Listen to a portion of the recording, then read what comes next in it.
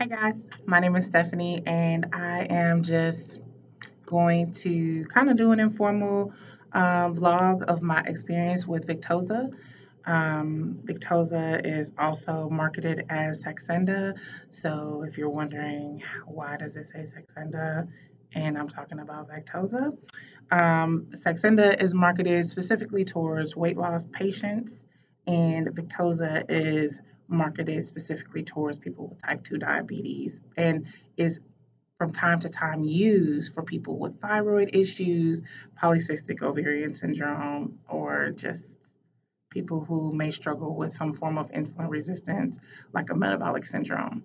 Um, so I just wanted to kind of like start somewhere and just talk about my reason for choosing Victoza, and my goals and what I hope to achieve, and kind of like my struggle and where I've been. So I chose Victoza because I have heard that it is something that works well for people with PCOS who struggle to lose weight. I am somebody who has had um, the gastric sleeve surgery and only lost about 60 pounds. Now, it's 60 pounds I couldn't lose on my own, so kudos to that. But when you're going through that process, you kind of feel like a failure unless you lose 100 pounds and are able to get into Wonderland.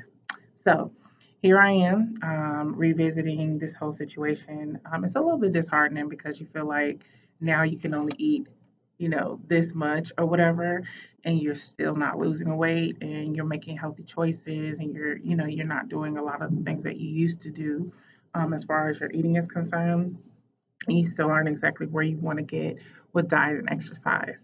So that's something that is not uncommon for people with PCOS. There are even people with PCOS who have complete failure with weight loss surgery, and it's not necessarily because of them, but it's just the understanding of the way that the PCOS is impacting their body.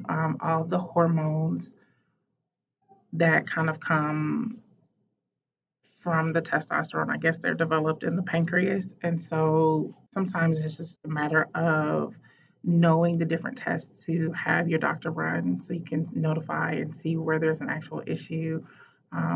But so ultimately, why I'm here is just to try to see what I can do to change my life and myself because I am so sick and tired of going through the struggle. So, not that this won't be a struggle as well, but at least I hope to see some change, positive change on the end. The ultimate goal is to reduce the symptoms that I have from PCOS. Now, I also have hydradenitis, and that is something that is like a debilitating skin disorder. And people look at me and they say, "Oh, your skin looks great. What do you mean?" Yeah, that just means it's in places that we don't necessarily always want to talk about.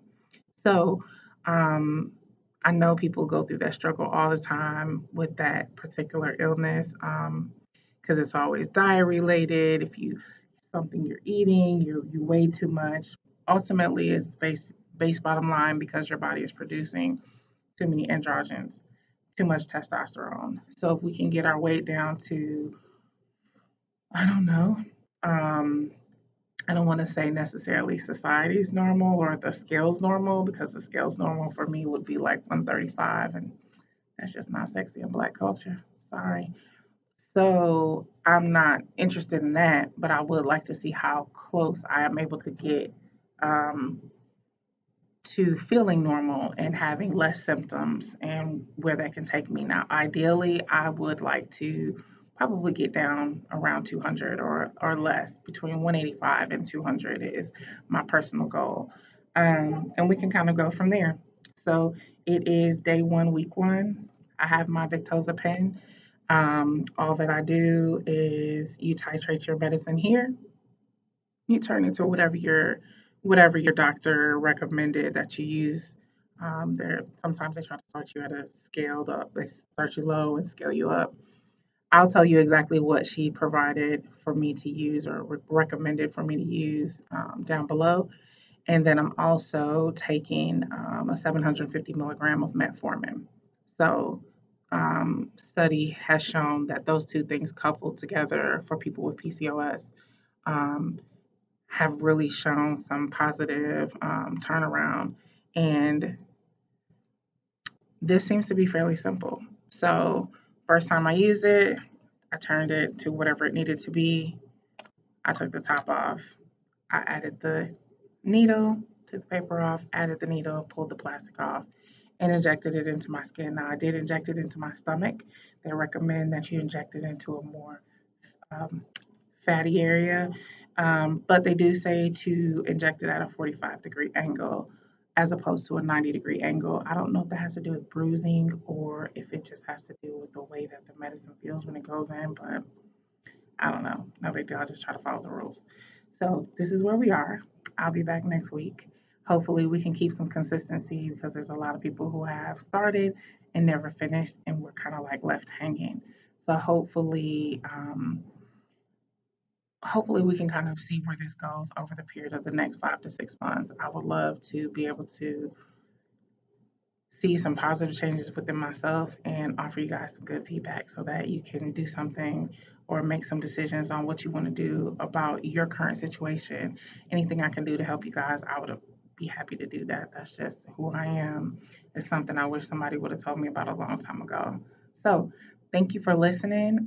Please subscribe and follow for updates, and I'll see you next week.